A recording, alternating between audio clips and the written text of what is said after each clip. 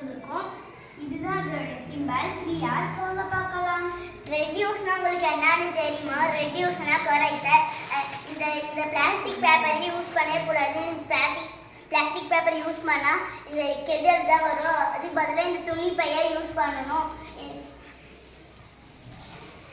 Waste மேனேஜ்மெண்ட்ல ரெண்டாவது வந்துக்கிறேன். என் பேர் வந்து ரீயூஸ்னா உங்களுக்கு என்னன்னு தெரியுமா?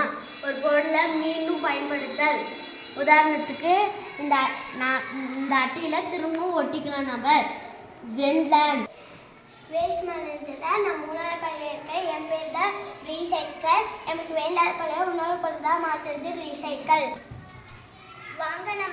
வாங்க நம்ம போய் கண்காட்சியில் நிறைய எல்லாம் பார்க்கலாம்.